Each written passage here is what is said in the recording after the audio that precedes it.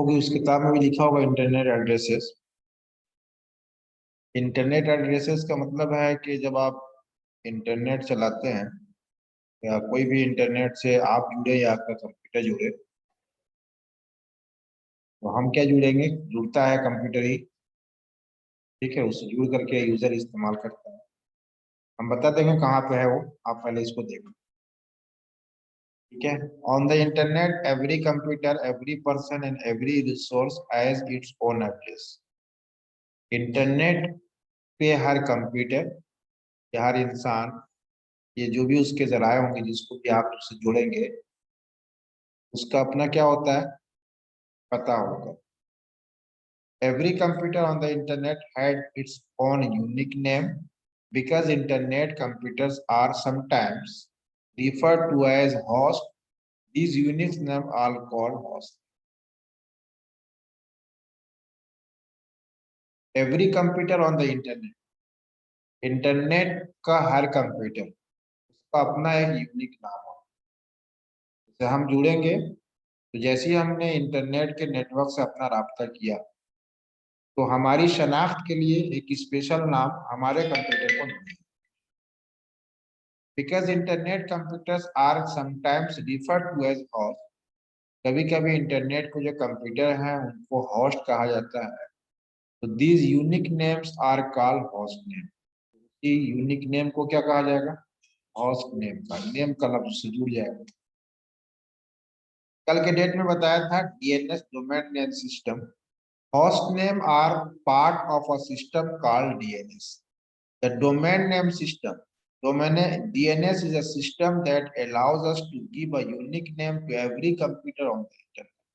ये domain name system क्या चीज है कि जो कंप्यूटर को जो कहीं उससे जुड़ा है, जुड़ने के बाद जब उसको एक यूनिक नाम मिला, तो यूनिक नाम ऐसी तो नहीं मिलेगा, कोई सिस्टम होगा जो हमें नेम, या कंप्यूटर के जुड़ने वाले कंप्यूटर को एक यूनिक नाम मिलता है।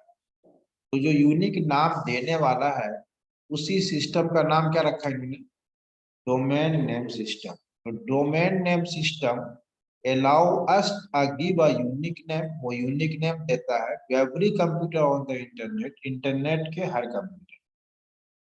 अब उसी डीएनएस से आप ये भी समझ सकते हो कि जैसे ये कंप्यूटर जुड़ रहा है, वैसे हम इंटरनेट पे वेबसाइट चलाते हैं, वेबसाइट विजिट होती है, तो उस वेबसाइट का भी एक अलग ये यूनिक नाम होता है। तो हर जितने भी वेबसाइट हैं इस दुनिया के अंदर, हर वेबसाइट का अलग अलग नाम होता है। वो नाम कौन देता है, यही सिस्टम, ये डोमेन नेम सिस्टम की मदद से वो नाम आसान किया जाता है। और जैसे दुनिया के इस ऑफलाइन दुनिया में, कोई अगर आप मैगजीन निकालते हैं, न्यूज़पेपर निकालते हैं, मैगजीन न्यूज़पेपर निकालने के लिए हिंदुस्तान का डिपार्टमेंट होगा, जिस डिपार्टमेंट से आप अपने नामों को रजिस्ट्रेशन करेंगे, और उसके रजिस्ट्रेशन के बाद आप अपना माहनामा इशू कराएंगे या जारी करेंगे। जैसे ये माहनामा अशरफिया है, माहनामा अशरफिया अपना ये तय किया कि हम अपने माहनामा का नाम क्या रखें, अशरफिया रखेंगे। गवर्नमेंट डिपार्टमेंट से उसकी मान्यता ले ली, अब अशरफिया नाम इनका एलोकेट हो गया। अब अगर कोई इस हिंदुस्तान में कोई दूसरा माहनामा अशरफिया नाम से निकालना चाहे तो नहीं निकाल सकता है माहनामा के तहत, क्योंकि माहनामा ऑलरेडी ये नाम क्या हुआ, रजिस्टर्ड हो। उसी तरीके से इस दुनिया में जब वेबसाइट का जमाना है, तो इस वेबसाइट को लॉन्च करने, पब्लिश करने के लिए कुछ सिस्टम बनाए। उस सिस्टम में पहला नाम तो यही कि पहले आप अपना नाम मुतय्यन करें। तो जो आप नाम मुतय्यन करेंगे, वो इंटरनेट को अरेंज करने वाला है या उसके जो सिस्टम को देखने वाला है, उस सिस्टम से आपको एक नाम मुतय्यन कराना पड़ेगा कि हमको इस नाम की वेबसाइट बनानी है। जो वेबसाइट का नाम आप रखेंगे, वो नाम देने और रखने में किसका रोल होता है, इसी डोमेन नेम सिस्टम का होता है।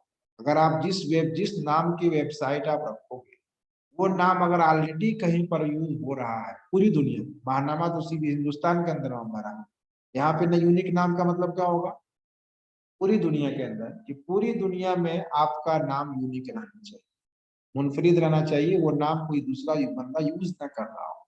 अगर ऑलरेडी कोई बंदा यूज कर रहा होगा, तो वो नाम, उस नाम की आप वेबसाइट नहीं बना सकते। तो ये यूनिक नाम होगा कि है कि नहीं है, ये नाम अवेलेबल है कि नहीं है, ये चेक कौन करता है? डोमेन नेम सिस्टम का। सो इंटरनेट से जुड़ने वाले हर एक का यूनिक नाम होगा। यूनिक नाम देने से पहले वो चेकआउट करता है आया ये नाम ऑलरेडी यूज हो चुका है या नहीं हुआ। अगर हो चुका है तो आपको सजेस्ट कर देगा कि ये नाम ऑलरेडी यूज हो रहा है, आप इसकी जगह पे कोई दूसरा नाम ले सकते रख सकते हैं। और अगर वो यूज नहीं हुआ है तो आपको वो दे भी सकते। क्लियर है? अब जो डोमेन नेम होते हैं, जो वेबसाइट के नाम, उस वेबसाइट के नाम में देखो, जैसे अशरफिया.com लिखा है, कहीं .in लिखा रहता है, कहीं पे .org लिखा होता है। देखा है वेबसाइट वगैरह? वेबसाइट के नाम में क्या है? timesofIndia.com, hotmail.com, gmail.com, ये पूरा नाम है। ये नाम जो डॉट के साथ लगा हुआ है, डॉट से पहले और डॉट के बाद, वो दो हिस्सों में ये बांट, ठीक है, उसी को ये समझा रहे हैं। There are two types of top level domain. Top level domain का मतलब है कि जो पूरा वेबसाइट का नाम हुआ, वो वेबसाइट के नाम में जो डॉट के बाद वाला एरिया है उसको बोलते हैं टॉप लेवल डोमेन। क्या बोलते हैं? Top level domain. और उससे पहले वाला जो हिस्सा है वो मेन आपका डोमेन का नाम। तो जैसे अशरफिया.in लगा हुआ है, तो अशरफिया.in में अशरफिया ये आपका डोमेन का नाम है। और जो आईएन है वो क्या है? ये टॉप लेवल डोमेन कहा जाता है। और ये टॉप लेवल डोमेन को दो हिस्सों में बांटते हैं। कुछ टॉप लेवल डोमेन जो है वो ज्योग्राफियाई इंफॉर्मेशन बताते हैं। ज्योग्राफियाई इंफॉर्मेशन का मतलब कि आपकी जो वेबसाइट है वो ज्योग्राफियाई एतबार से कहाँ पे लोकेटेड है, कहाँ की ये वेबसाइट। तो अगर किसी वेबसाइट के नाम लगा हुआ है अशरफिया.in, आईएन क्या इंडिकेट करता है कि ये साइट इंडियन है, इंडिया के साइट। कहीं किसी नाम के साथ लगाता है .pk, ये पीके क्या इंडिकेट करता है? पाकिस्तान के साइट। कहीं पे लिखा था यूके, यूनाइटेड किंगडम साइट। ये टॉप लेवल डोमेन होते हैं, ये टॉप लेवल डोमेन है। कुछ टॉप लेवल डोमेन तो ज्योग्राफियाई इंफॉर्मेशन प्रोवाइड करते हैं कि ये कहाँ की वेबसाइट है, ये बता देगा। और कुछ टॉप लेवल डोमेन कैटेगरी एक बताते हैं कि इसमें किस तरह की मालूमात हमको मिल सकती है। मसलन अगर .com लगा हुआ है, इसका मतलब है कि ये कॉमर्शियल साइट, कारोबारी साइट है। अगर कहीं पे .org लगा हुआ है, उसका मतलब होगा कि ये कोई तंजीम है और तंजीम से मुतालिक ये वेबसाइट है, उससे अरेंजमेंट इसका इसका है। कहीं पे .mil लगा हुआ है, MIL का मतलब मिलिट्री होता है, मिलिट्री का मतलब फौज।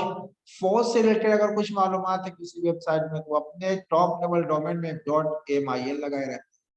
कोई सीट में लगा रहता है EDU, उस EDU का मतलब क्या होगा? एजुकेशन, यानी ये एजुकेशनल साइट है, पढ़ने पढ़ाने वाली इंफॉर्मेशन हमको इस साइट पे मिल सकती है। तो जो टॉप लेवल डोमेन है, ये दो कैटेगरी में बांटा है। कौन कौन? There are two types of top level domain. पहला का नाम क्या दिया? Organisational domains. और दूसरा वाला जियोग्राफिकल डोमेन। दिख रहा है? ऑर्गेनाइजेशनल और जियोग्राफिकल। अब दोनों में क्या क्या फर्क होगा? नीचे देखें आप, कुछ मिसालें दे दी हैं। ऑर्गेनाइजेशनल डोमेन, डोमेन और द डिस्क्रिप्शन है। जहाँ कॉम लगा होगा उसका क्या मतलब होगा? कॉमर्शियल। एडू लगा होगा उसका मतलब यूनिवर्सिटीज, एजुकेशन। जहाँ GOV लगा है इसका मतलब गवर्नमेंट की साइट है। INT लगा हुआ है बैन अवी साइट है। मिल लगा हुआ है ये US मिलिट्री के साइट है। नेट लगा हुआ है इसका मतलब वो कि नेटवर्क की सर्विसेज या खिदमत मुहैया करने वाला है। .org लगा हुआ है, इसका मतलब है कि ये मुश्तरका तंजीमें हैं, उनको तंजीमों से रिलेटेड इंफॉर्मेशन ये प्रोवाइड करें। इसका इसका नाम दिया ऑर्गेनाइजेशनल लेवल डोमेन। दूसरा वाला डोमेन दिया जियोग्राफिकल, क्या लगाया है? एटी लगा, उसका मतलब ऑस्ट्रेलिया, ऑस्ट्रेलिया। AU लगा होगा Australia. CA Canada, CN China, FR France, IN India, AP Japan, UK United kingdom, US। इस तरीके से आपका यूनिक नाम पता चल गया कि जो भी वेबसाइट या कंप्यूटर जुड़ेंगे उनको डोमेन नेम बोलते हैं। और जो वेबसाइट होता है उस वेबसाइट के भी एक डोमेन नेम हुआ, वो डोमेन नेम में जो लास्ट वाला जो डॉट के बाद हुआ उसको कितने हिस्सों में क्या कहते हैं उसको, टॉप लेवल डोमेन। वो टॉप लेवल डोमेन दो तरह के हो गए, एक ऑर्गेनाइजेशनल और दूसरा ज्योग्राफिकल। ठीक है, दोनों की कैटेगरी बता दी। उसके बाद मेल एड्रेसेस के, पहला एड्रेस तो आपके डोमेन नेम ये वेबसाइट की शक्ल में दिखलाया, और दूसरा मेल एड्रेस, ईमेल यूज करते हो, हाँ? जो आपका ईमेल एड्रेस है वो ईमेल एड्रेस में देखो ये अलामत लगी रहती है, जो ये इसको क्या बोलते हैं, at the rate. At the rate. तो जो ये एट द रेट बोलते हैं, एट द रेट से पहले जैसे वेबसाइट का यूनिक नाम होता है, वैसे एट द रेट से पहले वाला भी यूनिक नाम होता है। जब भी हम ईमेल यूज करते हैं तो ईमेल की सहूलियत लेने से पहले आपको क्या बनाना पड़ता है, अपनी आईडी बनानी पड़ती है। उस आईडी में आपको ईमेल एड्रेस मिलता है, तो जो ईमेल एड्रेस मिलेगा उसमें हर ईमेल एड्रेस में एट द रेट का चिन्ह लगना जरूरी होगा। एट द रेट के बाद वाला जो जो लेटर्स या जो अल्फाज आते हैं वो एक्चुअल डोमेन नेम ही रहता है, जो डोमेन नेम हमें ईमेल की सर्विसेज मुहैया करते हैं। जैसे gmail.com है, तो जी का मतलब क्या है, जी गूगल है, गूगल वालों ने शॉर्ट कर लिया जी को, तो उसी गूगल वाले ही हमको जीमेल के सहूलियात देते हैं, ईमेल के सहूलियात देते हैं, और अपने ईमेल के सहूलियात का नाम क्या रखा, gmail.com। अब वो gmail.com क्या एक डोमेन नेम का नाम भी तो हुआ, ये डोमेन नेम है। इस डोमेन ये डोमेन नेम ऐसे वेबसाइट का नाम है जो वेबसाइट हमको ईमेल की सर्विसेज मुहैया कराती है। क्लियर है? तो एट द रेट के बाद जो अल्फाज आए हैं वो डोमेन नेम है, और एट द रेट से पहले यूजर का अपना पर्सनल आईडी है। जैसे इसमें लिखा है RAJ, ये राज जो लिखा है, ये राज क्या है, आईडी है। कोई रजा @gmail.com करेगा तो रजा क्या है उसका, आईडी है, पर्सनल आईडी, जो उस डोमेन नेम में जो बना हुआ है उनका, उनकी पहचान के लिए वो आईडी क्या होगा, वो आईडी होगी वही राज रजा। वरना gmail.com, hotmail.com, yahoo.com ये तो कॉमन है, ये तो सबके साथ लगा हुआ है। तो जो सबके साथ लगा हुआ तो कॉमन नाम तो किसी का हो नहीं सकता, नाम जब होगा तो यूनिक नाम होगा। ठीक है, तो जो भी ईमेल एड्रेस होते हैं उस ईमेल एड्रेस के अंदर नाम भी रखने में, आप जब ईमेल एड्रेस बनाएंगे, आईडी बनाएंगे, तो आपसे पूछेगा आपका नाम क्या है। एक तो आप पर्सनल आईडी क्या रखना चाहेंगे, और दूसरा आपसे पूछता है एक्चुअल नाम आपका। जैसे किसी का नाम मोहम्मद ताहिर रजा है, तो ये नाम मुकम्मल उसका क्या है, ताहिर रजा है, और उसमें आईडी में क्या रख दिया उसने, सिर्फ रजा रखा या आर रखा, r@gmail.com, तो आर ये उसकी आईडी बन गई, एक्चुअल नाम मोहम्मद ताहिर रजा रहा, और पूरा ईमेल एड्रेस क्या रहा।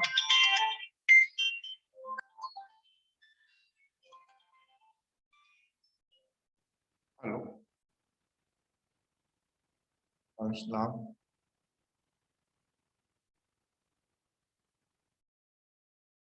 हाँ आज लाएगा। अभी तो कहा कि हम आदमी भेजेंगे 12 2 बजे, तो कहा शाम तक हम लगा देंगे, कल नहीं रहेंगे।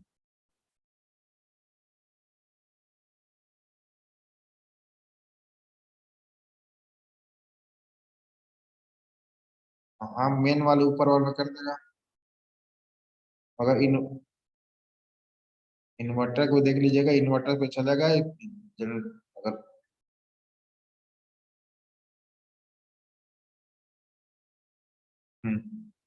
तो सामने प्लग उलग दिया हुआ है ना, उसमें जोड़ देगा। हाँ प्लग, हाँ। हम्म। हाँ वो हैवी होगा, नफीस है ना वहाँ, नफीस है कि नहीं। हाँ तो उसको बोलवा लीजिएगा, वो बताए।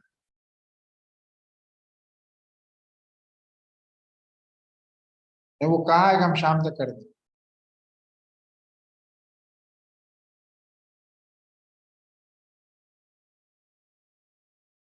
हाँ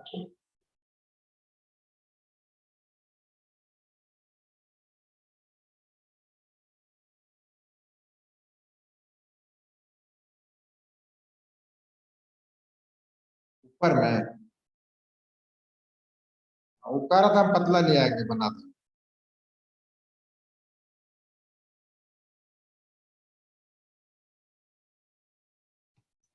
ओके, तो क्या रहा आपका raj@yahoo.com में, राज ये आईडी हो गई और @yahoo.com ये आपकी डोमेन का नाम रहा। ये आपको ईमेल एड्रेस ही आज समझा रहा है। The most important service on the internet is electronic mail. Email का फुल फॉर्म क्या है? ईमेल का full form electronic mail. Mail addresses are not the case sensitive. Email के जो एड्रेस होते हैं वो केस सेंसिटिव नहीं होते। केस सेंसिटिव मतलब जैसे कुछ जुमले अपर केस में लिखे हैं, कुछ आप लोअर केस में लिखे, तो अगर कहीं पे ये हो कि अपर केस नहीं लिखना है, लोअर केस में नहीं लिखना है, तो गोया कि वो केस सेंसिटिव हो गया कि आप किस केस में लिखेंगे। दो केस है आपके पास, अपर केस है और लोअर केस है। तो अपर केस का मतलब बड़ा लेटर, लोअर केस मतलब छोटा लेटर। तो अगर कहीं पे ये जुमला आता है कि ये केस सेंसिटिव है, केस सेंसिटिव का मतलब कि अगर वहां पे ये तय कर दिया कि अपर केस नहीं लिखना है, तो अपर केस में ही लिखेंगे तो ही वो उसको कबूल करेगा। अगर आपने उसको लोअर केस में कर दिया तो कबूल नहीं करेगा, अगर अल्फाज वही रह गए।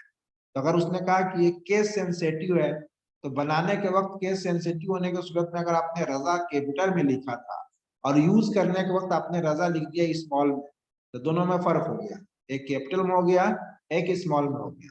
तो अगर केस सेंसिटिव मोतबर है तो उस सूरत में अगर बनाने के वक्त कैपिटल में बनाया गया है तो यूज करने के वक्त भी कैपिटल ही लिखना पड़ेगा।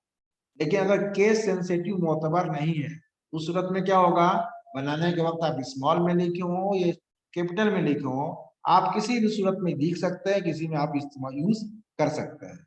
उसी को लिखा mail addresses are not case sensitive. Mail के जो एड्रेसेस होते हैं वो क्या होते हैं, केस सेंसिटिव नहीं होते, लिहाजा आप अपर में लिखे या लोअर में लिखे उससे कोई फर्क नहीं पड़ता। The main rule everyone has to follow is that no two people can have exact email. लेकिन जाब्ता इनका क्या है कि एक ही ईमेल आईडी दो बंदे को पूरी दुनिया में नहीं मिल सकती।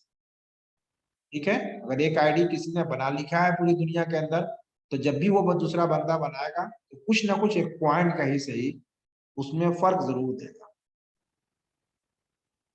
आईपी एड्रेस कल बताया था, आईपी एड्रेस क्या होगा? तो आपका डोमेन नेम है जो टेक्स्ट के मतन के शक्ल में है, हुरूफ और अल्फाज की शक्ल में है। यही हुरूफ और अल्फाज कंप्यूटर उसको नंबरों के शक्ल में बदलता है। जब नंबरों के शक्ल में बदल जाते हैं तो उसी को क्या बोलते हैं, आईपी एड्रेस बोलते हैं, इंटरनेट एड्रेस। आईपी एड्रेस में एक और लगभग internet protocol address. As we know, host name are the unique name we use to identify computer on the internet. आप जान चुके हो या हम जानते हैं कि होस्ट नेम क्या है, एक यूनिक नाम, मुनफरिद नाम है जिनको जिन कंप्यूटर को इंटरनेट पे शनाख्त के लिए इस्तेमाल करते हैं। Host name are convenient because they are simple to use and they are easy for human being to remember. Host name ये मुनासिब है चूंकि ये सिंपल है और इंसान के नुक्ते नजर से उनको याद रखना आसान है। अगर yahoo.com किसी का नाम, तो ये याद रखना याद होगा, लेकिन किसी का नाम 225 222 223 रखते हैं तो याद रहेगा ये? तो अगर मुस्लिम रजा नाम है तो मुस्लिम रजा इंसान के लिए याद रखना आसान है, लेकिन उसी मुस्लिम रजा का जो आप अदद निकालते हो, वो अदद निकाल दो और वही नाम रख दो, तो इंसान के लिए उन नामों को याद रखना मुश्किल होगा। लेकिन चूंकि कंप्यूटर अदद पे ही काम करता है, according to human being, letter को आसान बनाया बनिस्बत आदाद के। जैसे आप 5 आदमी का नाम तो बता दोगे, लेकिन 5 का टेलीफोन नंबर पूछ दे तो नहीं बताओगे ना, होता ही नहीं, ऐसा चलन नहीं है। लेकिन कंप्यूटर के केस में क्या होता है कि वो टेस्ट को और नंबर दोनों को समझता है वो, लेकिन उसके अंदरूनी कैफियत जो है वो नंबरों की है। ज्यादा काम किस पे करता हो, ज्यादा क्या, वो पूरा काम नंबरों में ही करता है। अगरचे वो दिखलाने के लिए तस्वीर वीडियो ऑडियो सब दिखलाता है, लेकिन जो उसकी हकीकत है वो हकीकत किस पे काम, वो नंबरों पे काम करती है। तो कंप्यूटर की तरफ अगर आप निस्बत करें तो उसके लिए याद करना काम करना किसमें आसान है, नंबरों में है। तो चूंकि ये इंटरनेट से जुड़ी हुई सारी चीजें किससे जुड़ी हैं, इंटरनेट से, वो कंप्यूटर से जुड़ी हुई सारी चीजें हैं। इसलिए हर होस्ट नेम का एक अदद में नंबर बनाता है और उसी अदद में बनने वाले नाम को क्या बोलते हैं, ये आईपी एड्रेस बोलते हैं। तो गोया कि IP address which is equal to domain name, domain name का ही मुसावी क्या है, आईपी एड्रेस है। बस सिर्फ फर्क इतना है कि डोमेन नेम ये मुश्तमिल है अल्फाज पर और आईपी एड्रेस ये मुश्तमिल है नंबरों पर। However, the real work on the internet is done by the computer. लेकिन बहरहाल कंप्यूटर के जरिए जो इंटरनेट पे काम होता है, ये काम कौन करता है, कंप्यूटर का प्रोग्राम, नॉट बाय ह्यूमन, उसे इंसान नहीं करता। And it is easier for computer program to deal with numbers not names. और कंप्यूटर के लिए आसान क्या है, नंबर्स को आसान है, नेम आसान उसके लिए नहीं। समझ में आ रहा है या नहीं आ रहा, नहीं?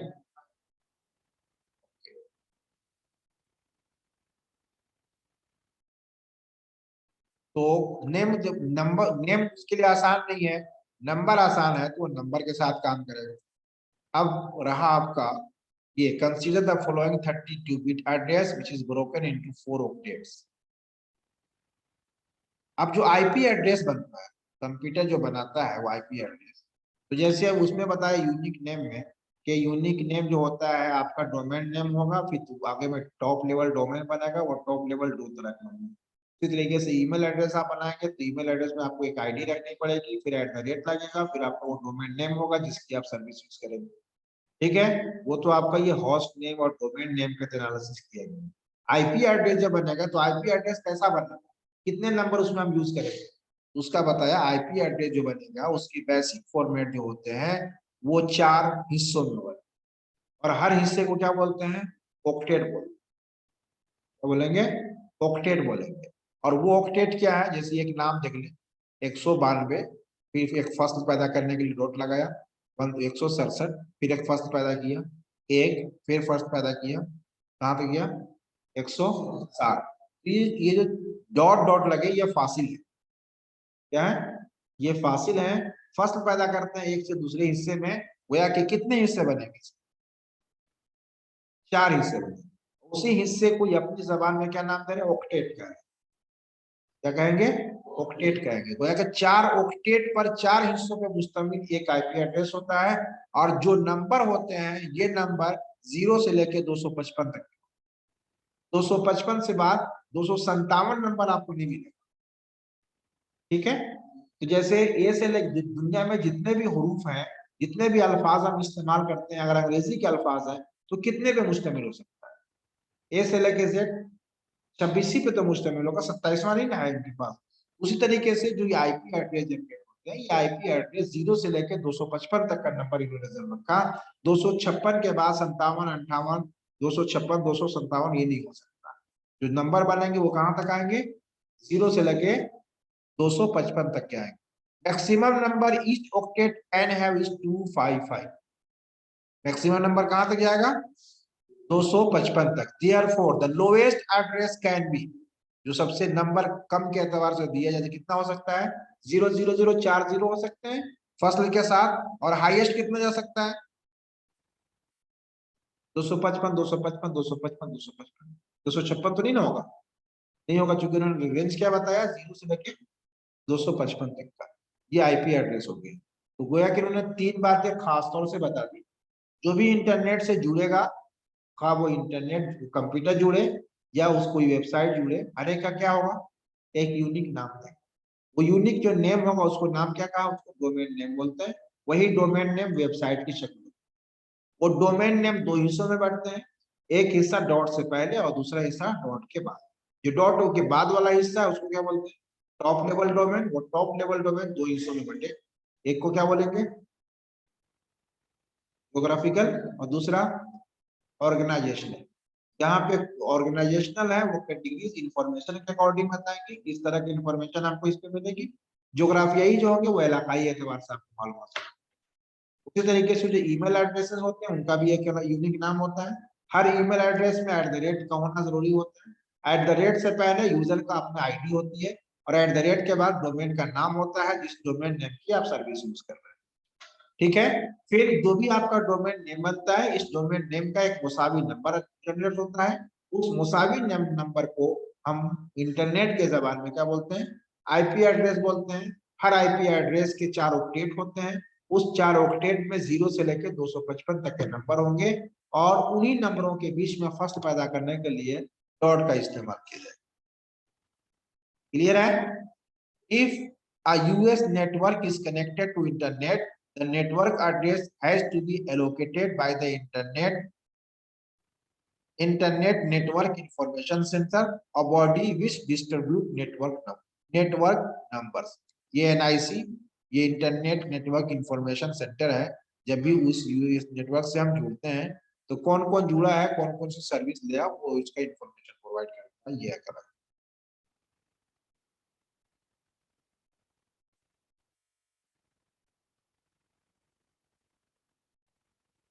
बात सुनना आई या नहीं आई? नहीं आई?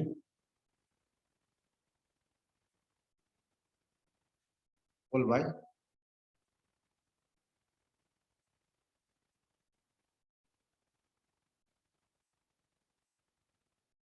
ये क्या लिखा हुआ है? क्लाइंट है सर्वर। क्लाइंट और सर्वर का मतलब क्या होगा कि जैसे आप इंटरनेट चलाते हो, जब नेटवर्किंग होती है तो नेटवर्किंग में एक को ऐसा कंप्यूटर बनाया जाता है उसमें, जिसमें सारे डेटा और प्रोग्राम एग्जिस्ट करते हैं, उसमें सारे प्रोग्राम और डेटा आता है। और दूसरे कंप्यूटर उन्हीं उससे जुड़ करके अपने जरूरत के मुताबिक अपना डेटा या अपने फाइल को लेते हैं। तो जिस कंप्यूटर में सारी फाइलें और सारे प्रोग्राम को स्टोर कर देते हैं, उसको ये नेटवर्किंग के कॉन्सेप्ट में बोलते हैं सर्वर। और जो कंप्यूटर उससे जुड़ करके अपने सारे इंफॉर्मेशन को लेते हैं या अपनी जरूरत की फाइलों को एक्सेस करते हैं, उसको बोलते हैं क्लाइंट। जैसे बैंक वाला कंप्यूटर देखा होगा आपने, बैंक वाले जब स्टार्ट करते हैं अपना बैंक तो कभी कभी कहते हैं सर्वर डाउन है। What is meaning of server down is, क्या मतलब समझते हो? सर्वर डाउन है इसका मतलब ये तो नहीं कि बैंक वाले बेवकूफ बना दिए सर्वर डाउन। सर्वर डाउन का मतलब क्या हुआ कि इनका जो कंप्यूटर चलता है ये कंप्यूटर नेटवर्क बेसिस पे चल रहा है। नेटवर्क बेसिस चलने के सूरत में एक कंप्यूटर है जहाँ पे सारे बैंक वालों के, सारे बैंक वाले उस बैंक के जितने ब्रांचेज होंगे इंडिया में, ऑल ओवर इंडिया में उस बैंक के ब्रांच का एक मेन कंप्यूटर है जहाँ पे सारे डेटा मौजूद है। वहीं से इनको लेना पड़ता है। बाई चांस या तो इंटरनेट की कनेक्टिविटी की वजह से या कोई और टेक्निकल फॉल्ट की वजह से उनकी जो मेन मशीन है वो काम करना बंद कर, जब काम करना बंद कर दिया तो क्या होगा? सारे लोग बैंक वाले बैठ जाएंगे। तो सारे बैंक वाले जब बैठेंगे तो उसी का नाम क्या दिया? Server is down. Server he down है, हम क्या कर सकते? तो हम चाह करके भी आपके काम को नहीं कर सकते, क्योंकि आपका जो काम है वो हमारे कंप्यूटर पे नहीं रहते। कहाँ जाते हैं? वाया हमारे कंप्यूटर के सर्वर पे जाकर महफूज रहते हैं। इसलिए जब हम जुड़ेंगे, हमारा कनेक्शन ओके होगा, तभी हम डेटा ले दे के काम कर सकते हैं, अदरवाइज नहीं हो सकते। हाँ, तो जितने ब्रांचेस होंगे उनके सारे कंप्यूटर क्लाइंट्स होंगे और जहाँ पे वो डेटास पड़ा है वो सर्वर होगा। वही स्कीम आपके रेलवेज का भी हो सकता है। रेलवे में जितनी इन्फॉर्मेशन, ट्रेन आना जाना, कहाँ डिपार्चर है, कहाँ रुकेगी, कैसे टिकट बुक कर रहे हैं, जो टिकट बुक कर रहा है उनकी मशीन क्लाइंट की हैसियत की है। और जहाँ से बुकिंग और जहाँ से वो सारी सहूलियात को एक्सेस कर रहा है वो कहाँ से है? सर्वर। तो सर्वर इज डाउन, सारे उससे जो जुड़े होंगे सारे डाउन हो जाएंगे। और अगर सर्वर चल रहा है तो फिर आपकी जरूरत के मुताबिक आप उससे जुड़ के अपना काम कर सकते हैं। ठीक है? अब एक सर्वर है, लाखों लोग उससे जुड़ेंगे, तो लाखों लोग जुड़ने के बाद अगर आपका सर्वर की एक्टिविटी वीक हो गई, कमजोर टाइप के अगर सर्वर है, तो आप क्या करेंगे? क्योंकि सारे लोग उसी को यूज कर रहे हैं, तो एक दिमाग को 50 आदमी खाएगा तो वो तो बोझल होगा ना। तो बहुत स्ट्रांग होना चाहिए उसको। अगर कहीं से भी अगर उसके अंदर कमी या वीकनेस आई तो दिक्कत सारे क्लाइंट्स को हो सकती है। इसलिए जो सर्वर वाली मशीन होगी वो बहुत ही लाजवाब और बहुत ही यूनिक किस्म की मशीन होनी चाहिए, जो हर तरह की सहूलियात मुहैया कर सकती है। हाँ जी। ऐसे ऑफलाइन में समझने के लिए कह सकते हो कि उनका मैनुअल ही वही है। वैसे इनका कोई ऐसा कोई सर्वर, कोई क्लाइंट यहाँ कोई कॉन्सेप्ट नहीं, नेटवर्क का कोई कॉन्सेप्ट ही नहीं है। हाँ, लेकिन इनकी अगर इनकी वेबसाइट है तो इनकी वेबसाइट का भी कोई सर्वर होगा, उनसे उनसे अब रब्ता किया होगा, उससे अपने स्पेस लिया होगा, अपने सारी मालूमात वेबसाइट वाली जो है उस सर्वर पर डालते हैं। देखिए, इनका पर्सनल अपना कोई सर्वर नहीं, उन्होंने अपना सर्वर की सहूलियत किसी से हायर किया, किसी से परचेज किया। ठीक। A server machine may provide one or more services on the internet. Types of internet connection. उसके बाद इंटरनेट की जो कनेक्टिविटी होती है, वो इंटरनेट की कनेक्टिविटी कई तरह की होती है। एक डायल अप कनेक्शन होता है, एक आईएसडीएन कनेक्शन होता है, एक डीएसएल कनेक्शन होता है, एक केबल कनेक्शन। ऊपर और लास्ट वाला समझोगे तो नीचे वाला समझ में आसान हो जाएगा। चारों का सिर्फ इतना मतलब समझ जाइए कि इंटरनेट की जो सहूलियत हम लेते हैं, इंटरनेट के सहूलियत ये चार कनेक्शन। एक डायल अप कनेक्शन का होगा, जिसमें एक यूजर नेम पासवर्ड मिलता है, आप डायल करेंगे तो आप इंटरनेट से जुड़ जाएंगे और आप जिस डिवाइस को जोड़ेंगे उस पर इंटरनेट चलने रहेगा। दूसरा आईएसडीएन और डीएसएल है। ये सिर्फ कनेक्शन, इसमें भी यूजर नेम पासवर्ड मिलता है, लेकिन जो डायल अप कनेक्शन उससे कहीं ज्यादा तेज होता है। आईएसडीएन क्या है, उससे तेज है, और उससे उससे ज्यादा तेज कौन है, डीएसएल है। तो इंटरनेट का जो रफ्तार है, या इंटरनेट के जो काम है, उस काम को या डेटा के आने जाने के रफ्तार पर ही डिपेंड करेगा कि आपकी इंटरनेट कितनी तेज गति से चलता है। जैसे आपकी फाइल है कोई 2 GB की, कोई 15 GB की, कोई 10 MB की, तो ये सारी फाइलें आपके कंप्यूटर में खुलनी चाहिए ना। तो वो फाइल कहाँ पे है, सर्वर पे है। मान ले सर्वर है यूएस में, यूएस में सर्वर है, यूएस से आप जुड़ रहे हैं, और यूएस से आपको फाइल कहाँ लानी है, इंडिया में। तो यूएस से इंडिया लाने में अगर आपके इंटरनेट की गति बहुत स्लो है, वो आहिस्ता आहिस्ता डेटा आप तक पहुंच रहा है, तो वो फाइल खुल भी सकती है, नहीं भी खुल सकती है ना। तो अगर 50 MB की फाइल है और आने की जो स्पीड है वो मान लीजिए वो केबी में है, 1 KB है, 2 KB, तो कहाँ 50 MB और कहाँ 1 KB, तो वो नहीं भी खुल सकती है और कह देगा no service is not available, या कोई भी प्रॉब्लम एरर का मैसेज। तो इंटरनेट की रफ्तार ये बहुत इंपॉर्टेंट है इंटरनेट के सर्विसेज लेने में। तो इंटरनेट की रफ्तार किस कदर है, ये तय करते हैं ये चारों कनेक्शन।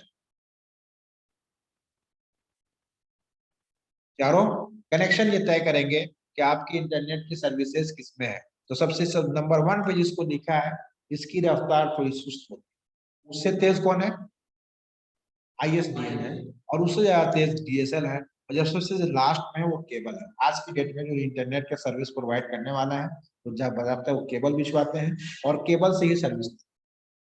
ठीक है, पहले डीएसएल और आईएसडी में टेलीफोन लाइन से चलता था। टेलीफोन लाइन की मदद से आप इंटरनेट चला सकते थे। वो टेलीफोन लाइन सेपरेट होती थी, उसमें किसी का शेयर नहीं होता, वहां से आपको उसमें भी स्पीड सही होती थी। लेकिन अब केबल का जमाना आया, केबल की स्पीड में अब इतनी तेजी ला दी उनके दावे के मुताबिक कि आप किसी भी तरह की फाइल खोलना चाहेंगे वैसे ही खुलेगा जैसे आपके कंप्यूटर। यानी वो जो आपकी स्पीड की गति इतनी तेज बता दी है कि उतनी तेज हो जाने के बाद अब वो आने जाने खोलने में यूजर को महसूस नहीं होगा, वैसे ही खुलेगा जैसे आपके कंप्यूटर की फाइल। आप अपने मोबाइल में एक वीडियो है, उस वीडियो को आप देखें, और वही वीडियो आपके मोबाइल में नहीं है बल्कि आप यूट्यूब खोल के आप देख रहे हैं, तो यूट्यूब से ऐसी कुछ चल रही है जैसे कि आपके मोबाइल में ऑलरेडी एग्जिस्ट कर रही है। दोनों एक ही जैसे खुल रहे हैं, जिसका मतलब क्या है, वो जो स्पीड है आपकी नेट की जो गति है वो बहुत तेज है। लेकिन अगर कोई अब हम बोल रहे हैं और हमारी आवाज को सुनने वाला दूर दूर दराज सुन रहा है, अब हम तो पूरी बात कर चुके हैं, लेकिन उनके पास आधी बात पहुंची है, वो आधी सुने हैं। या अगर कोई हाथ पैर कोई हरकत कर रहा है, अब हरकत करने में पता चला कि मुंह बोला था, मुंह खोला, फिर मुंह बंद भी कर लिया, लेकिन वो उसको कैसा दिख रहा है, मुंह खुले हुए दिख रहा है। तो मुंह खुले हुए दिख रहा है, इसका मतलब क्या हुआ, उसकी सर्विस प्रॉब्लम है, कनेक्टिविटी नहीं हो पाई है। बॉलर बॉलर जब बॉल करता है, बॉलिंग में हाथ उठाया है, पता चला बैट्समैन ने बैट एक रन 2 4 रन मार दिया, फिर भी बैट बॉलर का जो हाथ ऊंचाई उठाई हुआ दिखा रहा है। तो ये प्रॉब्लम किस चीज का है, उनकी स्पीड का प्रॉब्लम है, स्पीड की कनेक्टिविटी सही नहीं आ पाई है, इसलिए ऐसा है। तो सबसे जो आला किस्म की जो क्वालिटी होगी कनेक्शन का, वो कौन सा है, केबल है। और सबसे जो लो कैटेगरी है वो किसका है, डायल अप कनेक्शन का है। जो 3G बोलते हो, 4G बोलते हैं, 3G का मतलब जी फॉर जनरेशन, 3G यानी third generation, 4G fourth generation. तो जैसे नेट की कनेक्टिविटी में बेहतरी लाते हैं, उसी तरीके से उसमें जनरेशन उनका बदल गया। तो अगर फर्स्ट सेकेंड जनरेशन है, इसका मतलब है 3 वाले से कमजोर होगा, 3 वाला 4 से कमजोर होगा, 4 वाला 5 से कमजोर होगा। क्लियर है। तो चार तरह के इंटरनेट की कनेक्टिविटी रही, dial up connection, ISDN, DSL, cable. और बोलो।